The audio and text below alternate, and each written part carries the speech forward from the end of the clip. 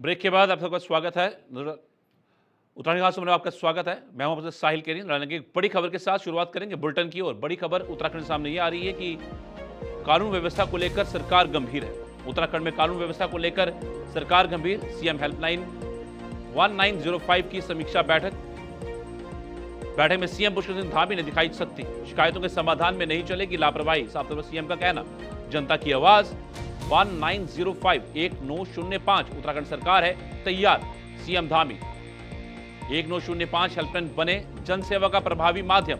मुख्यमंत्री राज्य सचिवालय में सीएम हेल्पलाइन की समीक्षा, जवाबदेही पर जोर। सीएम हेल्पलाइन 1905 की समीक्षा बैठक में शामिल हुए मुख्यमंत्री पुष्कर सिंह धामी।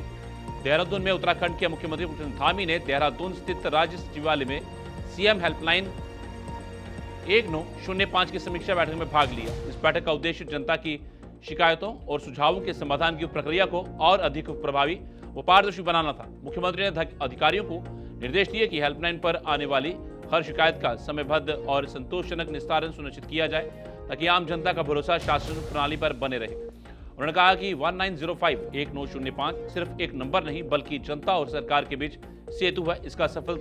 इसकी सफलता उत्तराखंड की प्रशासनिक दक्षता को दर्शाती है।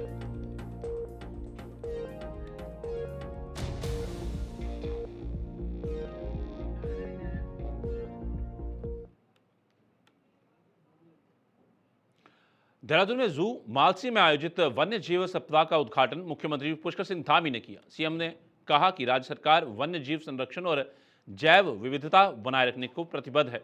साथ ही उन्होंने घोषणा की कि वन्य जीव हमलों में जनहानि पर अब 10 लाख रुपए की सहायता मिलेगी।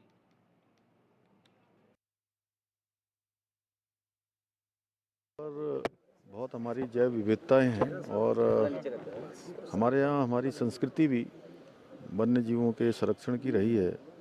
हमारे देवी देवताओं के साथ भी, चाहे हम देवी के वाहन की बात करें, भगवान शंकर महादेव के गले की बात करें, हमेशा सर्पों का उनके साथ रहना होता है।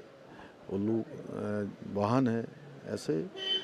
इसलिए ये जैव जो सप्ताह है हमारा, इस सप्ताह भर में हम ये संकल्प लेते हैं कि हम प्रकृति का संरक्षण करेंगे, जीवों का संरक्षण करेंगे और हमारा जो विकास का मॉडल है वो विकास का मॉडल इकोलॉजी, इकोनॉमी और टेक्नोलॉजी, इन सभी का मिला जुला हुआ, सबका बैलेंस बनाता हुआ एक मॉडल। क्योंकि राज्य के अंदर जो हमारा फॉरेस्ट है वो भी बहुत बड़ी संख्या है। कुल हमारा जितना भी क्षेत्रफल है उसका 71% जो भूभाग है वो वनों से आच्छादित है और इन वनों में हमें सभी प्रकार के जीव मिलते हैं।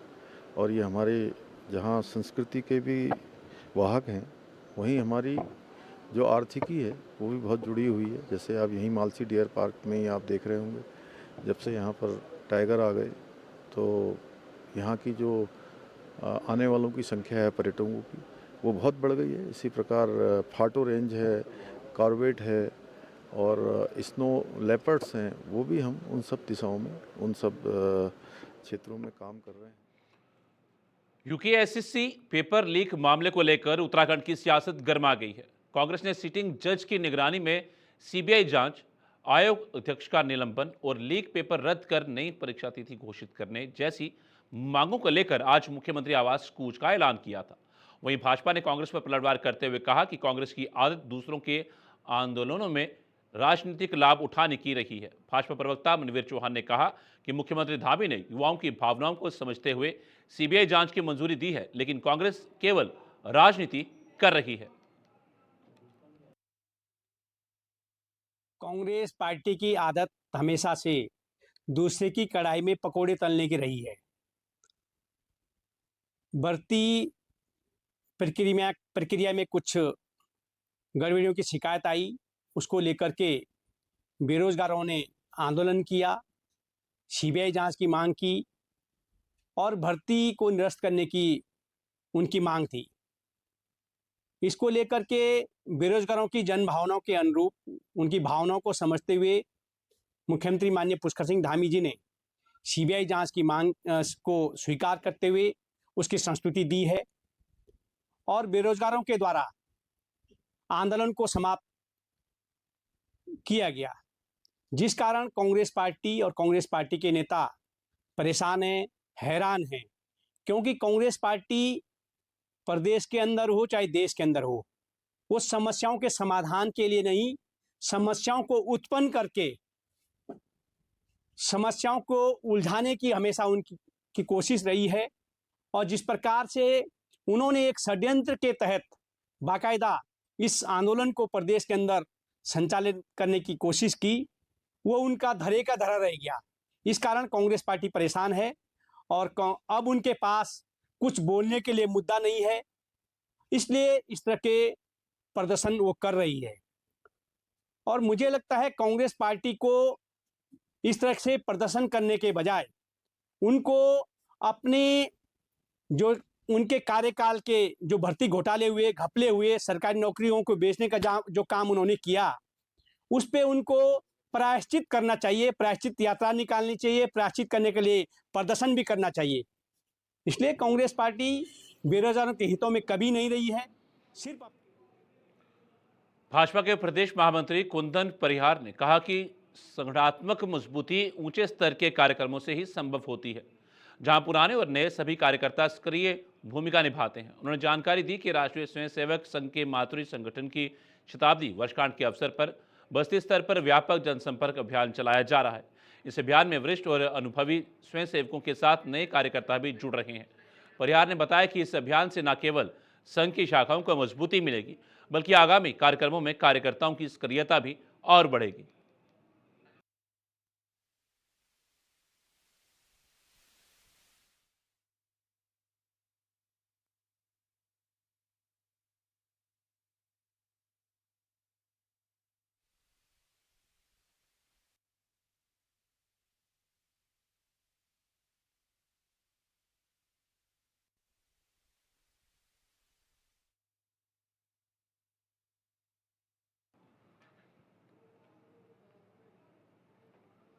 उत्तराखंड में पेपर लीक प्रकरण एक बार फिर सियासत के केंद्र में है। भले ही सरकार ने सीबीआई जांच का आश्वासन देकर छात्रों का धरना समाप्त कराया हो, लेकिन विपक्ष अब भी सरकार पर हमलावर है। आज कांग्रेस ने मुख्यमंत्री आवास कूच कर धामी सरकार के खिलाफ जोरदार प्रदर्शन किया। कांग्रेस कार्यकर्ताओं को पुलिस ने बैरिकेड्स लगाकर रोक दिया, जिससे हल्का तनाव का माहौल भी बना। कांग्रेस नेताओं ने इस दौरान सरकार के सामने 3 प्रमुख मांगे रखी, जो साफ किया कि जब तक दोषियों को कड़ी सजा और पारदर्शिता सुनिश्चित नहीं होती, तब तक आंदोलन जारी रहेगा।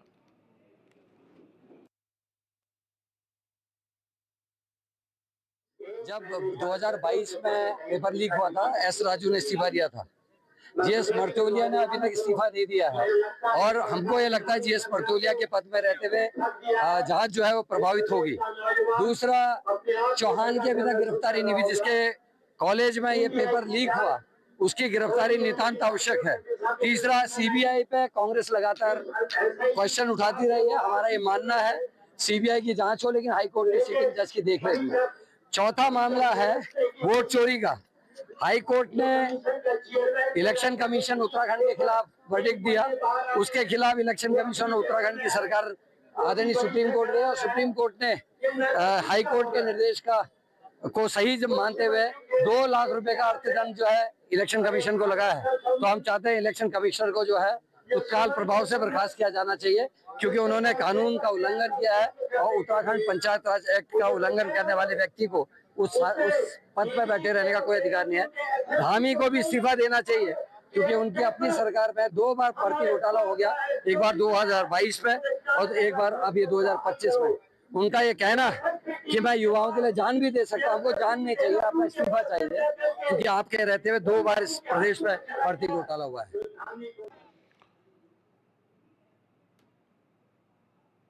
देहरादून के ट्रांसपोर्ट नगर में आज बड़ी कार्रवाई देखने को मिली, जहां नगर निगम और एमडीडीए की संयुक्त टीम ने अवैध अतिक्रमण पर बुलडोजर चलाया। दर्जन दुकानें ध्वस्त की गई और अतिक्रमणियों में हड़कंप मच गया। लगातार मिल रही शिकायतों और जाम की समस्या को देखते हुए प्रशासन ने ये अहम और जरूरी कदम जो था ये उठाया। बड़ी कार्रवाई इसलिए की गई थी, एमडीडीए द्वारा ये इसमें शिकायत आ रही थी कि बार बार यहाँ पर बहुत कब्जे हो रहे हैं और ट्रांसपोर्ट में जाम लगा रहता है। एमडीडीए ने फिर हमारे नगर आयुक्त महोदय से लेटर बनाकर रिक्वेस्ट करके नगर निगम को साइड में बुलाया गया, जिसमें हमें आकर के ये बड़ी कार्रवाई की जाए। अच्छा, लगातार राजधानी देहरादून की बात करें, उत्तराखंड में प्रशासन के जो आदेश है कि अतिक्रमण पर कार्रवाई, नगर निगम इसको लेकर सहयोग कर रहा है, तो आज कौन सा क्षेत्र जो है जहाँ पीला पंजा चला है? ये पीला पंजा जो चलाया है ये ताजकोट नगर में चलाया है, मोपे वाला। तो ये कितना क्षेत्र रहने वाला है और कब कब ये अतिक्रमण पर कार्रवाई आगे भी इसी तरह रहेगी? ये कार्रवाई जितना तक ये ताजकोट नगर में सभी खाली नहीं होते, 1 दिन लगे या 2 दिन लगे, तब तक ये कार्रवाई चलेगी।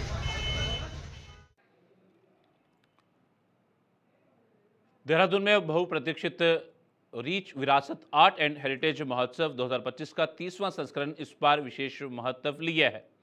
यह आयोजन हिरोशिमा परमाणु बम विस्फोट के पीड़ितों की स्मृति को समर्पित है और वर्तमान विश्व में शांति और मानवीय संवेदनाओं का संदेश देता है।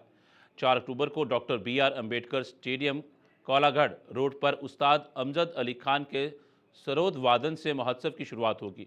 प्रेस कॉन्फ्रेंस में महासचिव RK सिंह ने कहा कि 1995 में ONGC के सहयोग से शुरू हुआ ये उत्सव अब 30 वर्षों से भारतीय कला, संस्कृति और धरोहर को संरक्षित और संवर्धित कर रहा है।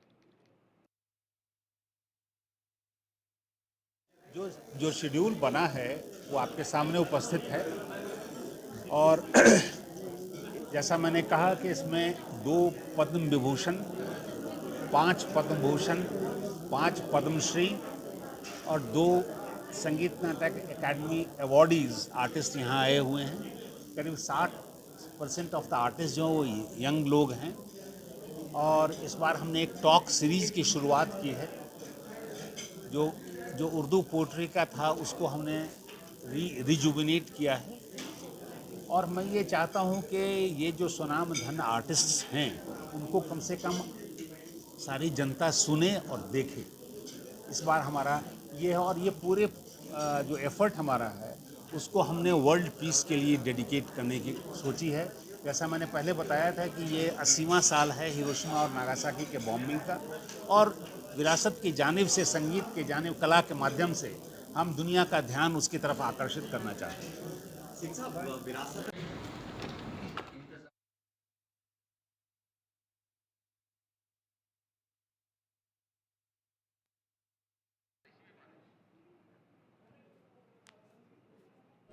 चलिए एक बड़ी खबर से आपको रूबरू करवाते हैं। उत्तराखंड में अंतिम चरण में 4 धाम यात्रा। बड़ी खबर उत्तराखंड से सामने आ रही है, जहाँ पे उत्तराखंड में अंतिम चरण में है 4 धाम यात्रा। दिवाली के 2 दिन बाद बंद होंगे केदारनाथ के कपाट। उत्तराखंड में अंतिम चरण में 4 धाम यात्रा है और अंतिम चरण में 4 धाम यात्रा आपको बता रहे हैं और ये बड़ी खबर इनके सामने आ रही है, जहाँ पर दिवाली के 2 दिन पहले केदारनाथ धाम के कपाट बंद हो जाएंगे। गंगोत्री, यमुनोत्री 22 और 23 अक्टूबर को होंगे बंद कपाट। बद्रीनाथ धाम के कपाट 25 नवंबर को बंद होंगे। बड़ी खबर उत्तराखंड से जहां पे सामने आ रही है, दिवाली के 2 दिन बाद जो है केदारनाथ धाम के कपाट बंद हो जाएंगे। महाईश्वर 18, तुंगनाथ 6 नवंबर को बंद होंगे कपाट। गंगोत्री, यमुनोत्री के 22 और 23 अक्टूबर को बंद होंगे कपाट।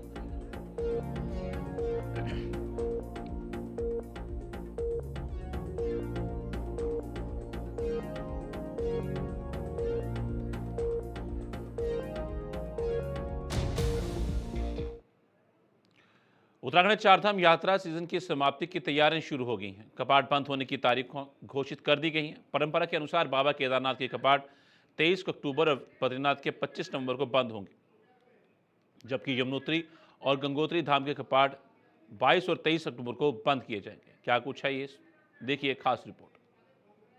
4 धामों के कपाट बंद होने की तिथियां तय। उत्तराखंड में इस वर्ष 4 धामों के शीतकालीन कपाट बंद होने की तिथियां निर्धारित कर दी गई। बाबा केदारनाथ के कपाट 23 अक्टूबर को और बाबा बद्रीनाथ के कपाट 25 नवंबर को परंपराओं और रीति रिवाजों के साथ बंद होंगे। गंगोत्री और यमुनोत्री धाम के कपाट क्रमशः 22 और 23 अक्टूबर को बंद होंगे। इसके अलावा द्वितीय केदार बद्र महेश्वर के कपाट 18 नवंबर और तृतीय केदार तुंगनाथ के कपाट 6 नवंबर को बंद होने वाले हैं। 23 अक्टूबर को बंद होंगे गंगोत्री धाम के कपाट। गंगोत्री धाम के कपाट अन्नकूट पर्व पर 23 अक्टूबर को बंद होंगे। इस दौरान गंगोत्री देवी का शीतकालीन वास मुखवा गांव में 6 महीने तक रहेगा। मुखवा गांव में लोग देवी की घर वापसी की तैयारियों में जुट गए। गंगोत्री यात्रा पर इस वर्ष मानसून की भारी बारिश के कारण कम यात्री पहुंचे। 23 अक्टूबर को ही बंद होंगे यमुनोत्री धाम के कपाट। यमुनोत्री धाम के कपाट भी 23 अक्टूबर को भैया दूज के दिन बंद होंगे। इस अवसर पर शनि महाराज खरसाली से यमुनोत्री धाम तक मां यमुना की डोली लाई जाएगी। खरसाली में यमुनोत्री का शीतकालीन वास होता है और लोग बहन की घर वापसी के लिए तैयारियां कर रहे हैं। भैया दूज के दिन यमुना में भाई बहन का स्नान पवित्र माना जाता है।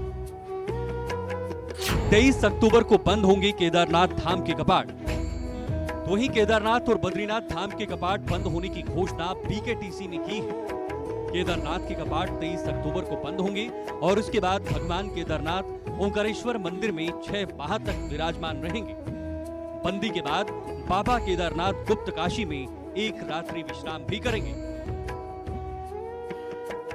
25 अक्टूबर को बंद होंगे बद्रीनाथ धाम के कपाट। दरअसल बाबा बद्रीनाथ धाम के कपाट 25 नवंबर को शीतकाल के लिए बंद होंगे। पंच पूजाएं 21 नवंबर से शुरू होंगी और बंदी के अवसर पर उद्धवजी श्री शंकराचार्य गद्दी और कुबेर जी की भव्य यात्रा में शामिल होना सौभाग्य माना जाता है। ये परंपरा धार्मिक श्रद्धा और सांस्कृतिक विरासत की अद्भुत झलक प्रस्तुत करती है।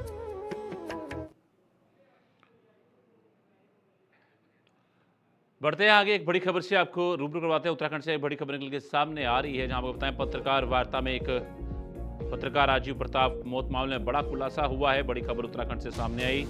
सड़क हादसे में गई थी पत्रकार की जान, पुलिस का बड़ा खुलासा। पुलिस ने बताया पत्रकार राजीव प्रताप की हत्या नहीं बल्कि हादसे में जान गई थी। सड़क हादसे में पुलिस ने बताया कि पत्रकार राजीव प्रताप की हत्या नहीं हुई थी और पत्रकार राजीव प्रताप मौत मामले में बड़ा खुलासा किया है पुलिस ने। सड़क हादसे में पत्रकार की जान गई थी। पुलिस द्वारा ये बड़ा खुलासा जो है ये किया गया है उत्तराखंड के अंदर, जहां पर पुलिस ने अपनी विवेचना की अहम जानकारी जो है वो सामने रखी है, जिसमें बात को सामने रखी कि पत्रकार की हत्या नहीं हुई थी बल्कि सड़क दुर्घटना में मौत हुई थी पत्रकार की। और पत्रकार राजीव प्रताप मौत मामले में ये बड़ा खुलासा जो है वो देखने को मिला है।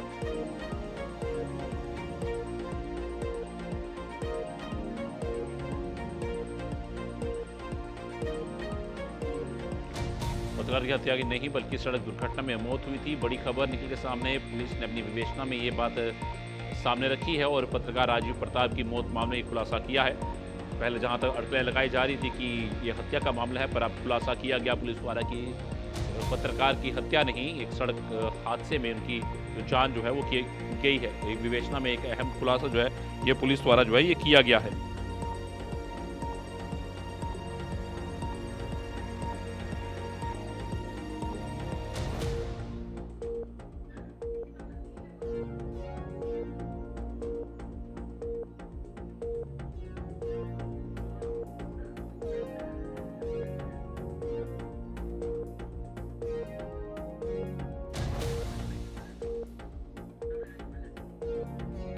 एक और बड़ी खबर उत्तराखंड, जहां 5 से 8 अक्टूबर के बीच बदलेगा मानसून।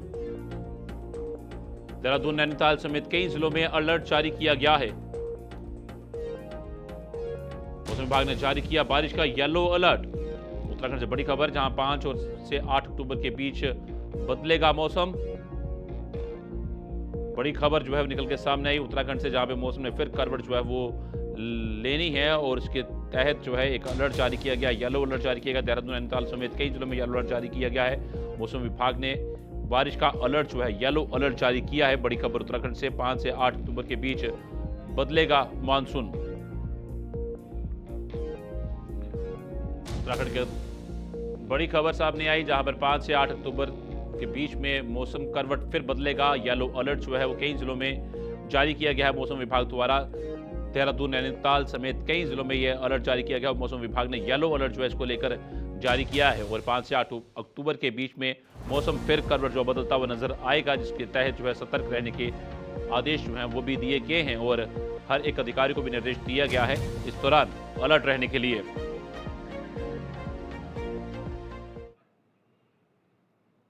उत्तराखंड खास में फिलहाल इतना ही। दीजिए इजाजत, नमस्कार।